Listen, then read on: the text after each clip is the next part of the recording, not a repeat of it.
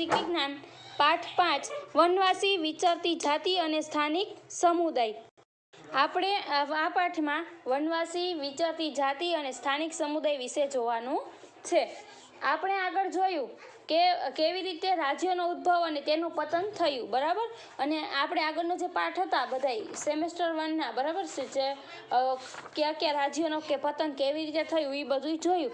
અને આમ છતાં પણ કેટલાક નગરો અને ગામોમાં નવી કળાઓ, હસ્તકળાઓ અને ઉત્પાદક પ્રવૃત્તિઓનો વિકાસ થયો હતો।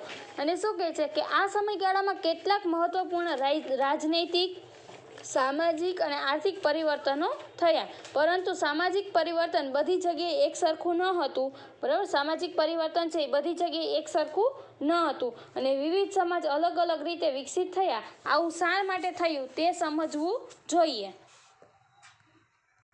જેમાં આપણે જોશું જનજાતિઓ અને વિચરતી જાતિઓ। જનજાતિઓ અને વિચરતી જાતિમાં શું કહે છે જોશું।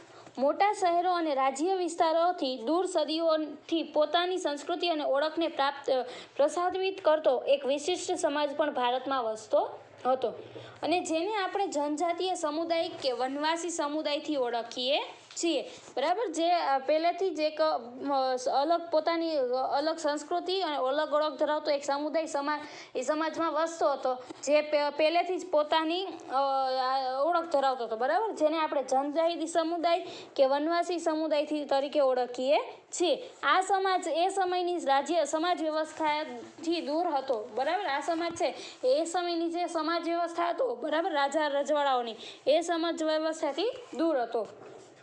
પ્રત્યેક જનજાતિના સભ્યો કબીલાઈ પ્રથાથી એકબીજા સાથે જોડાયેલા હતા, બરાબર। આ જે આપણે આદિવાસી જે કહેતા એ લોકો છે પહેલેથી જ એકબીજા સાથે કબીલાઈ પ્રથાથી જોડાયેલા હતા।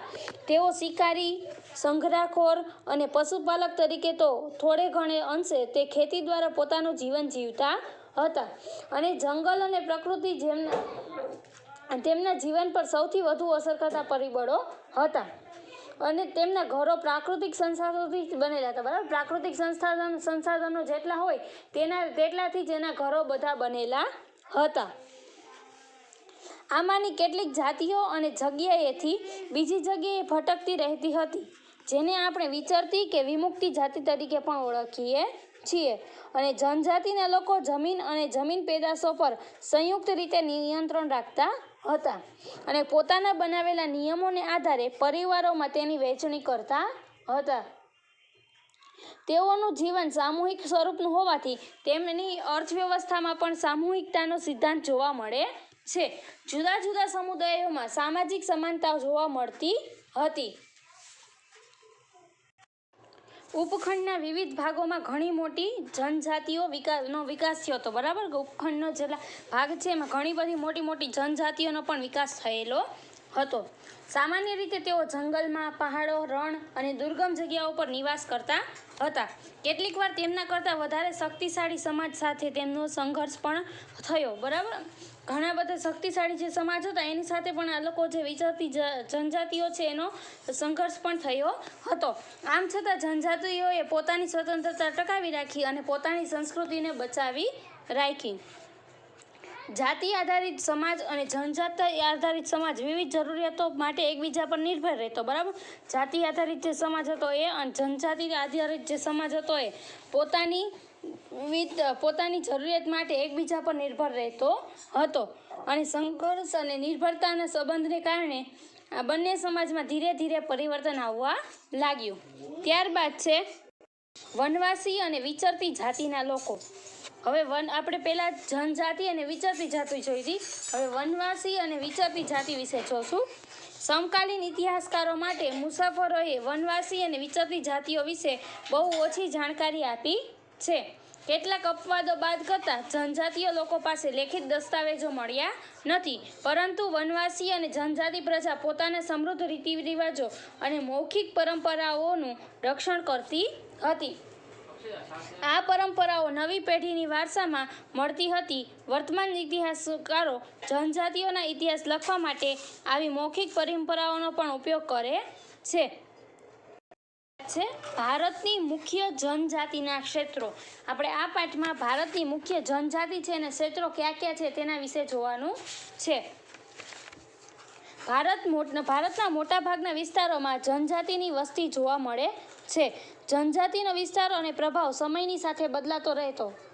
કેટલીક જનજાતિ છે બરાબર, એનો વિસ્તાર સમયની સાથે બદલાતો રહેતા, અને કેટલીક જનજાતિ છે એ ખૂબ શક્તિશાળી હોય બરાબર, અથવા તો હોય અને મોટા પ્રદેશો પર નિયંત્રણ ધરાવતી હોય બરાબર. ઘણી બધી જનજાતિ એવી હોય, જેમ કે 13મી-14મી સદીની દરમિયાન પંજાબના ખોખર જનજાતિ અને ગખ્ખર જનજાતિ મુખ્ય ગણાતી બરાબર. આ ઉદાહરણ આપ્યા છે કે 13મી-14મી સદીમાં છે પંજાબની ખોખર જનજાતિ અને ગખ્ખર જનજાતિ છે એ મુખ્ય ગણાતી હતી. અને આ જનજાતિમાં આવનાર કમાલખામાં ખખરને અકબરે મનસબદાર બનાવ્યા હતા બરાબર.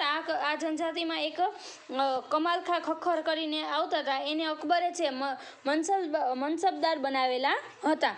અને મુગલોના પહેલા મુલતાન અને સિંધમાં લંધા અને અર્ધુન જનજાતિઓનું આધિપત્ય હતું. ભારત ઉત્તર પશ્ચિમ ભાગમાં બલોચ જાતિ સૌથી શક્તિશાળી હતી બરાબર. ભારતના ઉત્તર પશ્ચિમ ભાગમાં છે બલોચ જાતિ છે એ સૌથી વધારે શક્તિશાળી ગણવામાં આવતી હતી. તે વિવિધ નેતા એટલે કે આગેવાનો ધરાવતા અને નાના નાના કુળોમાં વિભાજિત કરવામાં આવેલી હતી. પશ્ચિમ હિમાલયમાં વસતી ગડ્ડીઓ નામની જનજાતિ છે મુખ્ય ગણાતી હતી. અને જ્યારે ભારત પૂર્વ ભાગમાં નાગા, કુકી, મિઝો, અહોમ અને અન્ય જનજાતિઓનું મુખ્ય પ્રભુત્વ હતું. અલગ અલગ પ્રકારની જનજાતિ હતી બરાબર, જેના વિશે આમાં કીધેલું છે. અને હાલનું જે બિહાર અને ઝારખંડ છે એમાં કેટલાક વિસ્તારોમાં 12મી સદી સુધી ચેર સરદારોનું આધિપત્ય હતું બરાબર. અત્યારે 12મી સદી સુધી છે હાલનું જે બિહાર અને ઝારખંડ છે તેમાં ચેર સરદારોનું આધિપત્ય હતું. અને ઈસવીસન 1591માં અકબરના સેનાપતિ જે હતા રાજા માનસિંહ એ ચેર જાતિ પર હુમલો કરીને પરાજિત કરેલા હતા. અકબરના સમયમાં એના સેનાપતિ જે હતા માનસિંહ, એને ચેર જાતિ પર હુમલો કરી અને એને પરાજિત કર્યા હતા. પરંતુ તેમને સંપૂર્ણપણે આધીન બનાવી શક્યા નહીં બરાબર. પરંતુ તેને સંપૂર્ણપણે છે એને બંદી બનાવી શક્યા નહીં. અને ઔરંગઝેબના સમયમાં મુઘલ સેનાએ ચેર જાતિના ઘણા કિલ્લાઓ કબજે કરી લીધા, તેમના પર પ્રભુત્વ સ્થાપિત કર્યું. અને આ વિસ્તારની બે મહત્વની જનજાતિઓ મુંડા અને સંથાલ હતી બરાબર. એ જે વિસ્તાર છે એની મહત્વની જાતિઓ છે મુંડા અને સંથાલ હતી. આ જનજાતિઓ આ વિસ્તાર ઉપરાંત ઓડિશા અને બંગાળમાં પણ રહેતી હતી. આ જનજાતિ છે એ જેટલો વિસ્તાર છે એના સિવાય ઓડિશા અને બંગાળમાં પણ રહેતી હતી. ત્યારબાદ શું કીધું છે તો કે કર્ણાટક અને મહારાષ્ટ્ર પહાડી વિસ્તારોમાં કોળી, બેરાદ અને બીજી કેટલીક જનજાતિઓ રહેતી હતી. અને દક્ષિણ ભારતમાં કોરાગા, વેતર, મારવાર અને બીજી ઘણી બધી જનજાતિઓના લોકો છે એ મોટી સંખ્યામાં વસતા હતા. ભીલ આ જનજાતિઓમાં સૌથી અગત્યના ગણાતા બરાબર. જે ભીલ કહેવાતા એ આ જનજાતિઓમાં છે સૌથી અગત્યના ગણવામાં આવતા હતા, જે પશ્ચિમ અને મધ્ય ભારતમાં ફેલાયેલા હતા. અને 16મી સદીના અંત સુધીમાં તેમના ઘણા ખેડૂતો અને જમીનદાર તરીકે સ્થાયી પણ થઈ ગયેલા હતા. જોકે કેટલાક ભીલ કુળ શિકાર અને અન્ન સંગ્રહ સાથે જોડાયેલા રહ્યા. અને હાલના છત્તીસગઢ, મધ્યપ્રદેશ, મહારાષ્ટ્ર અને આંધ્રપ્રદેશમાં ગોંડ લોકોની વસ્તી વધુ છે બરાબર. આ એક જાતની વસ્તી છે એ આ છત્તીસગઢ, મધ્યપ્રદેશ અને મહારાષ્ટ્ર અને આંધ્રપ્રદેશમાં અત્યારે આ લોકોની વસ્તી વધુ છે. ત્યારબાદ શું કહે છે તો કે ગુજરાતમાં આરાસુરથી ડાંગની પૂર્વ પટ્ટીના વિસ્તાર બરાબર. ગુજરાતમાં આરાસુરથી કરીને ડાંગની જે પૂર્વ પટ્ટીના વિસ્તાર છે ત્યાંની જનજાતિઓ લગભગ 4 સદીથી આ પ્રદેશમાં પોતાની વિશેષ સમાજ વ્યવસ્થા અને સંસ્કૃતિ સાચવીને બેઠી છે. અને તથા આધુનિક સમય સાથે કદમ મિલાવીને પ્રગતિ પણ કરી રહ્યા છે. ગુજરાતમાં આરાસુર ગયા હોય બરાબર, આરાસુરથી કરીને ડાંગ જિલ્લો છે ત્યાં સુધીની જે આખી પૂર્વ પટ્ટી છે એની વિસ્તારની જનજાતિઓ છે લગભગ 4 સદીથી છે આ પ્રદેશ પોતાની વિશિષ્ટ સમાજ વ્યવસ્થા અને સંસ્કૃતિ છે એ સાચવીને બેઠી રહી છે. અને આધુનિક સમય સાથે તે કદમ મિલાવીને પ્રગતિ પણ કરી રહી છે. ત્યારબાદ છે ત્યારબાદ છે વિચરતી અને વિમુક્તિ જાતિ. આ પણ એક પ્રકારની જાતિ છે જે વિચરતી અને વિમુક્તિ જાતિ તરીકે ઓળખાય છે. એના વિશે જોવાનું છે. વિચરતી અને વિમુક્તિ જાતિના લોકો પોતાના પશુઓ સાથે દૂર દૂર સુધી ફરતા રહેતા હતા. વિચરતી અને વિમુક્તિ જાતિના જે લોકો છે એ પોતાના પશુઓ સાથે છે દૂર દૂર સુધી ફરતા રહેતા હતા અને તેમનું જીવન છે મોટે ભાગે પશુપાલન પર જ આધારિત માનવામાં આવતું હતું અને તેઓ ખેડૂતો, સ્થાયી ખેડૂતો હોય એની પાસેથી અનાજ, કપડાં, વાસણ અને અન્ય વસ્તુઓ માટે ઊન, ઘી વગેરે વસ્તુઓનો વિનિમય પણ કરતા. એટલે કે અદલા બદલી કરવી, બરાબર, કે એને અનાજ, કપડાં કે વાસણ જોતા હોય કોઈ પાસેથી, તો એ ઊન અને ઘી છે એની અદલા બદલી કરીને વસ્તુઓની અદલા બદલી કરીને પોતે મેળવતા હતા. આ લોકો પાસેથી, કોઈ ખેડૂત પાસેથી અનાજ લે તો આ જે વિચરતી જાતિ છે એને થોડુંક ઊન આપી દે, એના બદલામાં એને ઘઉં મળતા, બરાબર. આવી રીતે એ લોકો કરતા હતા. કેટલીક વિચરતી જાતિઓ છે જાનવરો પર સામાન લાદી એક જગ્યાએથી બીજી જગ્યાએ લઈ જઈને વસ્તુનું ખરીદ વેચાણ પણ કરતી હતી, બરાબર.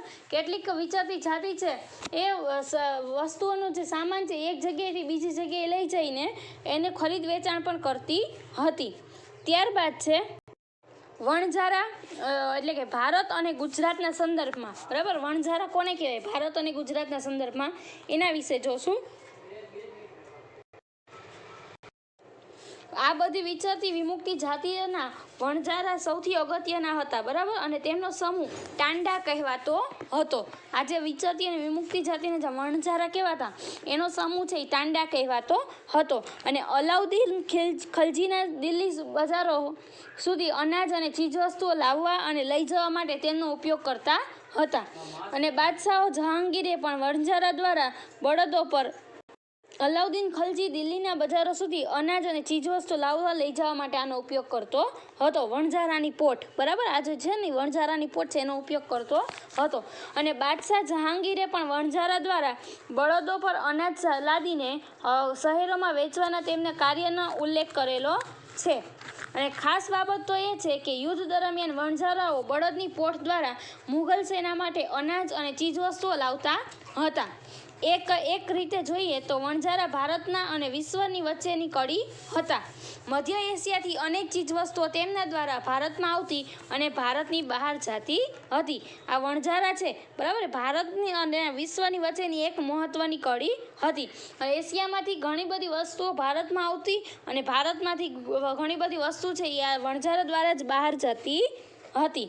ત્યારબાદ છે જનજાતિઓ અને વિચરતી જાતિઓની સંસ્કૃતિ. કેટલીક વિચરતી વિમુક્તિ જાતિઓના ઘેટા બકરા, ઘોડા, ગાય, ભેંસ અને બળદના વેપાર સાથે પણ સંકળાયેલી હતી, બરાબર. કેટલીક ઘણી બધી વિચરતી અને વિમુક્તિ જાતિ છે એ ઘેટા બકરા, ઘોડા, ગાય, ભેંસ, બળદના વેપાર સાથે પણ જોડાયેલી હતી અને વિવિધ જાતિના નાના મોટા ફેરિયાઓ એક ગામથી બીજે ગામ જઈને જાતે બનાવેલા દોરડા, ઘાસની ચટાઈ અને મોટા થેલા વેચતા હતા અને કેટલીક વિચરતી વિમુક્તિ જાતિના કાંગસિયા મોડવાનો સમાવેશ થતો હતો જે બંગડી અને સૌંદર્ય પ્રસાધનો માટે સાથે જોડાયેલા હતા. આ કાંગસિયા અને મોડવાનો સમાવેશ જેનો થતો ને એ લોકો છે એ બંગડી અને સૌંદર્યને, એટલે કે જે બ્યુટી પાર્લરનું જે કે, બરાબર, સંસાધનો એના ઉપર સાથે જોડાયેલા હતા અને કેટલીક વિચરતી જાતિઓમાં નટ, બજાણિયાનો સમાવેશ થતો. નટ અને બજાણિયાનો સમાવેશ કેટલીક વિચરતી જાતિમાં પણ કરવામાં આવતો હતો. તેઓ વિભિન્ન અંગ કસરતો દ્વારા લોકોનું મનોરંજન કરતા અને ગુજરાતમાં વણઝારા, માલધારી, નટ, બજાણિયા, કાંગસિયા જેવી વિચરતી વિમુક્તિ જાતિઓ પણ જોવા મળે છે. આ હતું જનજાતિ અને વિચરતી જાતિઓની સંસ્કૃતિ. ત્યારબાદ જોશું જનજાતિઓમાં આવેલ સાંસ્કૃતિક પરિવર્તન. અર્થવ્યવસ્થા અને સમાજની જરૂરિયાતો વધતા નવા કલા કૌશલ્ય ધરાવતા લોકોની આવશ્યકતા ઊભી થઈ. સમાજમાં જુદી જુદી જાતિઓમાં વિભાજિત થયો, બરાબર. અર્થવ્યવસ્થા અને સમાજની જરૂરિયાતો ધરાવતા જે નવા કલા કૌશલ્ય ધરાવતા લોકોની આવશ્યકતા છે એ ઊભી થાય છે અને સમાજમાં જુદી જુદી જાતિઓમાં પણ વિભાજિત થાય છે. બીજી બાજુ ઘણી જનજાતિઓ અને સામાજિક જૂથોને જ્ઞાતિ આધારિત સમાજમાં સમાવી તેમને જાતિનો દરજ્જો આપવામાં આવ્યો. આવી જાતિઓમાં વિશિષ્ટ કૌશલ્ય ધરાવતા અર્થવ્યવસ્થા અને સમાજની શું કહેતા હતા કે અલગ અલગ જરૂરિયાતો નવા કૌશલ્ય ધરાવતા લોકોની આવશ્યકતા આ સમાજમાં ઊભી થઈ અને સમાજ છે જુદી જુદી જાતિઓમાં વિભાજિત થઈ જાય છે અને બીજી બાજુ ઘણી જનજાતિઓ અને સામાજિક જૂથોને જ્ઞાતિ આધારિત સમાજમાં સમાવી તેમને જાતિનો દરજ્જો આપવામાં આવ્યો અને આવી જાતિઓમાં વિશિષ્ટ કૌશલ્ય ધરાવતા સમુદાય મુખ્ય છે બરાબર આવી જાતિઓમાં છે વિશિષ્ટ કૌશલ્ય ધરાવતો સમુદાય મુખ્ય છે હવે વર્ણનને બદલે જાતિ સમાજના સંગઠનનો આધાર બની છે ત્યારબાદ છે વનવાસી અને વિચરતી જાતિનો ઉપલબ્ધિઓ એટલે કે વનવાસી અને વિચરતી જાતિમાં કઈ કઈ જાતિઓ ઉપલબ્ધિ હતી તેના વિશે જોવાનું છે તેમાં બે જાતિઓ ઉપલબ્ધિ હતી એક તો ગોંડ અને એક અહોમ જેમાં પહેલું છે ગોંડ એના જોશું ભારતના ગોંડવાના નામના વિશાળ વન પ્રદેશમાં રહેનારી પ્રજા ગોંડ તરીકે ઓળખાય છે જે ભારતની જૂની જનજાતિઓ પૈકીની એક છે બરાબર જે સૌથી જૂની જનજાતિ ગણવામાં આવતી તેમાં આ પ્રજા છે એ સૌથી જૂની ગણવામાં આવે છે તેઓ સ્થાનાંતરિત ખેતી કરતા નાના નાના કુળોમાં વહેંચાયેલી વિશાળ ગોંડ જાતિમાં પ્રત્યેક કુળનો એક રાજા હતો અકબરનામામાં નોંધાયું છે કે ગઢક ટંગાના ગોંડ રાજ્યમાં 70,000 જેટલા ગામડાઓનો સમાવેશ થતો હતો બરાબર આ જે ગોંડ રાજ્ય છે એમાં 70,000 જેટલા ગામડાઓનો સમાવેશ કરવામાં આવતો હતો ત્યારબાદ છે અહોમ બરાબર આ પણ એક જાતની જાતિ છે અહોમ વિશે આપણે પછી જોશું પહેલાં થોડું ઘણું હજી ગોંડ વિશે થોડુંક જોઈ લઈએ અને તેમની રાજ્ય વ્યવસ્થા છે બરાબર એ કેન્દ્રકૃત હતી રાજ્યમાં ગઢમાં વહેંચાયેલા હતા અને દરેક ગઢ પર એક ખાસ ગોંડ કુળનું આધિપત્ય હતું દરેક ગઢ 84 ગામોના એક એકમમાં વહેંચાયેલો હતો બરાબર 84 ગામ થાય ત્યારે એક એકમ કહેવાતો એવી રીતે તેને 84 તરીકે ઓળખાતા હતા અને દરેક 84 12 ગામના એક પેટા એકમ બારહોતમાં વહેંચવામાં આવેલો હતો બરાબર 84 ગામ હતા એને અલગ અલગ 12 ગામમાં છે એક પેટા એકમ તરીકે વહેંચવામાં આવેલો હતો મોટા રાજ્યના ઉદય સાથે ગોંડ સમાજમાં પણ પરિવર્તન આવ્યું બરાબર આ મોટા રાજ્યના ઉદય સાથે ગોંડ સમાજ છે એમાં પણ પરિવર્તન આવે છે અને મૂળભૂત રાજપૂતો તરીકેની માન્યતા મેળવવા ટંગાના ગોંડ રાજા અમનદાસે સંગ્રામ શાહની પદવી ધારણ કરી હતી અને તેના પુત્ર દલપતે મહોબાના ચંદેલ રાજપૂતની રાજાની પુત્રી રાજકુમારી દુર્ગાવતી સાથે લગ્ન કર્યા હતા અને યુવાન વયે દલપતનું મૃત્યુ થતાં દુર્ગાવતીએ 5 વર્ષના પુત્ર વીર નારાયણ નામથી શાસન સંભાળ્યું બરાબર દુર્ગાવતીએ 5 વર્ષના પુત્ર વીર નારાયણના નામથી પોતે છે શાસન સંભાળે છે અને 1565માં આસિફ ખાનના નેતૃત્વ હેઠળની મુઘલ સેનાએ દુર્ગાવતીને હરાવી હતી અને રાણી અને તેમનો પુત્ર પણ યુદ્ધમાં લડતા મૃત્યુ પામ્યા હતા ગઢકટંગા રાજ્યએ હાથીઓ પર વેપાર દ્વારા પુષ્કળ ધન કમાયું હતું અને ગઢકટંગા પર વિજય મેળવી મુઘલોએ પુષ્કળ ધન અને હાથીઓ મેળવ્યા હતા તેમણે રાજ્યનો મોટા ભાગ પોતાના નિયંત્રણોમાં રાખ્યા જ્યારે બાકીનો જે ભાગ છે એ વીર નારાયણના કાકા ચંદર શાહને આપ્યો હતો અને ગઢકટંગાના પતન બાદ નિર્બળ બનેલ ગોંડ રાજ્ય શક્તિશાળી બુંદેલો અને મરાઠાઓના આક્રમણ સામે ટક્યું શક્યું નહીં ત્યારે છે ગોંડ જે સમાજ છે એનો અંત આવે છે ત્યારબાદ છે અહોમ વિશે જોશું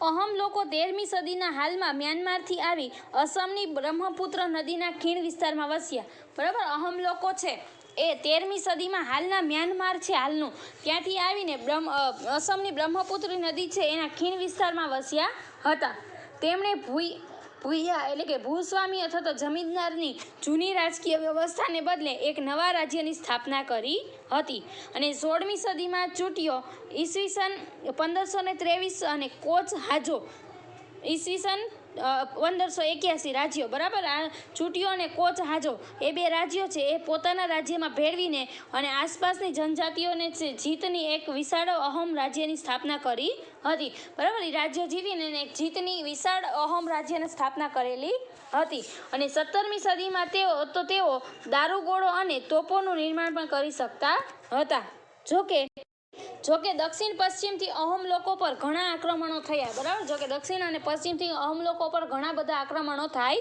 છે. અને ઈસવીસન 1662માં મીર જુમલાના નેતૃત્વ હેઠળની મુઘલ સેના સામે બહાદુરીથી લડવા છતાં તેઓ હાર્યા, પરંતુ એ વિસ્તારમાં પણ મુઘલોનું પ્રત્યક્ષ પ્રભુત્વ લાંબા સમય સુધી ટકી શક્યું નહીં. અહોમ રાજ્ય બળજબરીપૂર્વકના શ્રમ પર આધારિત હતું. જે લોકો પાસે રાજ્ય બળજબરીથી કામ કરાવતું તે પાઇક કહેવાતા, બરાબર. જે રાજ્ય છે એ બળજબરીપૂર્વક લોકો પાસેથી કામ કરાવતું એ લોકો પાઇક તરીકે ઓળખતા હતા. અને શું કહે છે કે દરેક ગામમાંથી નિશ્ચિત કરવામાં આવેલ સંખ્યામાં પાઇક મોકલવામાં રહેતા અને વસ્તી ગણતરીના આધારે વધુ વસ્તી ધરાવતા વિસ્તારોમાંથી ઓછી વસ્તી ધરાવતા વિસ્તારોમાં લોકોને ખસેડવાથી અહોમ કુળ તૂટી ગયો. આવી રીતે છે અહોમ કુળ તૂટી જાય છે. અને 17મી સદીના પ્રથમ દશકમાં વહીવટી વ્યવસ્થા કેન્દ્રીકૃત બની અને વર્તમાન કાયદામાં અને જોગવાઈ અનુસાર કોઈ વ્યક્તિ પાસે બળજબરીપૂર્વક કામ કરાવવું એ ગુનો ગણાય છે, જે આપણે સૌ જાણીએ છીએ. આ જનજાતિના તમામ પુરુષો યુદ્ધના સમયે સેનામાં જોડાતા અને અન્ય સમયમાં સિંચાઈ વ્યવસ્થા જેવા સાર્વજનિક કાર્યો કરતા. અને અહોમ લોકોએ આ ચોખાની ખેતીની નવીન પદ્ધતિઓને અમલમાં મૂકી. અહોમ સમાજ કુળમાં વહેંચાયેલો હતો. તેમના કુળને ખેલ કહેવામાં આવતું હતું. અને ઘણા બધા ગામો પર ખેલનું નિયંત્રણ રહેતું. ખેડૂતને ગામમાં સમાજ દ્વારા આપવામાં આવેલ જમીન ગામ સમાજની સંમતિ વગર રાજા પણ પાછી લઈ શકતો ન હતો. આવો તેનો નિયમ હતો, બરાબર. કે રાજા છે એ પણ ગામ સમાજની સંમતિ વગર જમીન છે એ લઈ શકતો ન હતો. શરૂઆતમાં અહોમ લોકો છે જનજાતીય દેવતાઓ એટલે કે પ્રકૃતિના દેવોની ઉપાસના કરતા હતા. અને રાજા દ્વારા મંદિરો અને બ્રાહ્મણોને જમીનનું દાન આપવામાં આવતું હતું. શિબસિંહ નામના સમયમાં હિન્દુ ધર્મ ત્યાંનો મુખ્ય ધર્મ બની ગયો હતો. અને હિન્દુ ધર્મ અપનાવ્યા હોવા છતાં અહોમ રાજાએ પોતાની પરંપરાગત માન્યતાઓ સંપૂર્ણપણે છોડી નહીં. હિન્દુ ધર્મ અપનાવી લે છે છતાં પણ અહોમના જે રાજાઓ છે પોતાની પરંપરાગત માન્યતાઓ છે એ સંપૂર્ણપણે છોડતા ન હતા. અને અહોમ સમાજના એક અત્યંત સુસંગત સમાજ હતો. અને કવિઓ અને વિદ્વાનો જમીનને દાનમાં આપવામાં આવતી અને નાટ્ય પ્રવૃત્તિને પ્રોત્સાહન આપવામાં આવતું હતું. અને સંસ્કૃતિની અગત્યની સાહિત્યિક કૃતિઓનો સ્થાનિક ભાષામાં અનુવાદ કરવામાં આવતો હતો. બુરંજી નામની ઐતિહાસિક કૃતિને પહેલાં અહોમ ભાષામાં અને પછી આસમી ભાષામાં લખવામાં આવેલી છે. બુરંજી નામની એક ઐતિહાસિક કૃતિ છે એને પહેલાં અહોમ ભાષામાં અને પછી આસમી ભાષામાં લખવામાં આવેલી છે. ગુજરાતમાં ડાંગ અને અન્ય પૂર્વીય પટ્ટીમાં આવા જનજાતીય રાજ્ય જોવા મળતા હતા. સંતરામપુર, દેવગઢ બારિયા તેમજ ડાંગની રાજ્ય વ્યવસ્થા અને સંસ્કૃતિ વિશિષ્ટ હતી. તેમના તમાસા, ભવાડા અને ઠાકરિયા જેવા નૃત્યો વિશ્વવિખ્યાત થયા છે. એના જે મુખ્ય જે બરાબર ડાંગની જે રાજ્યની વ્યવસ્થા અને સંસ્કૃતિ વિશિષ્ટ હતી એના જે નૃત્ય છે આજે છે ડાંગી નૃત્ય છે, બરાબર. એ બધા વિશ્વવિખ્યાત થયા છે. ડાંગ દરબારમાં પ્રતિવર્ષ ભરાય છે જેમાં રાજાઓ વર્ષાસન આપવામાં આવે છે, બરાબર. ડાંગમાં છે ડાંગ દરબાર છે દર વર્ષે ભરાય છે અને જેમાં રાજાઓને વર્ષાસન આપવામાં આવે છે. ત્યારબાદ છે બદલાતો સમય એટલે કે નવી જનજાતિઓનું જે માળખું છે જોવાનું છે. 16મી અને 17મી સદી સુધીના જનજાતિના ઇતિહાસને આપણે સમજવાનો પ્રયત્ન કર્યો અને કાળાંતરમાં અનેક જનજાતિઓના વ્યાપક પરિવર્તનો આવ્યા. વર્ણ આધારિત સમાજ અને આદિવાસી સમાજના લોકોના એકબીજા સાથે સંપર્કને કારણે બંને સમાજમાં પરિવર્તન આવ્યું. વિવિધ જનજાતિઓ જુદી જુદી આજીવિકા અપનાવી અને સમય જતાં તેમાંની ઘણી જનજાતિઓ જાતિ આધારિત સમાજનો ભાગ બની ગઈ. અને જો કે ઘણી જનજાતિઓ છે એ હિન્દુ ધર્મ અને જાતિ વ્યવસ્થાની મોટે ભાગે દૂર રહી હતી, બરાબર. હિન્દુ ધર્મ અને જાતિ વ્યવસ્થાથી મોટે ભાગે જ આવી જનજાતિ છે એ દૂર રહી હતી. અને કેટલીક જનજાતિઓ છે એ સુસંગઠિત અને વહીવટી વ્યવસ્થા ધરાવતા મોટા શક્તિશાળી રાજ્યોની સ્થાપના કરી, બરાબર. કેટલીક જનજાતિઓ છે એને એકદમ સુસંગઠિત સંગઠિત અને વહીવટી વ્યવસ્થા ધરાવતા મોટા રાજ્ય છે એની સ્થાપના કરે છે. અને જેથી કરી તેઓ તેમનાથી મોટા અને વધુ જટિલ સામ્રાજ્યો સાથે સંઘર્ષ થયો. બરાબર, જેથી તેઓનો છે તેમનાથી મોટા અને વધુ જટિલ સામ્રાજ્યો હતા તેના સાથે સંઘર્ષ થયો. અને શું કહે છે કે આ તો આપણો પાઠ 5 વનવાસી, વિચરતી જાતિ અને સ્થાનિક સમુદાય. આપણે આ પાઠમાં અહોમ, ગોંડ, પછી વનવાસી, વિચરતી જાતિ અને વિચરતી અને વિમુક્તિ જાતિ, જનજાતિઓ અને વિચરતી જાતિની સંસ્કૃતિ, આ બધા વિશે આપણે જોયું. હવે આપણે નેક્સ્ટ લેક્ચરમાં મળશું.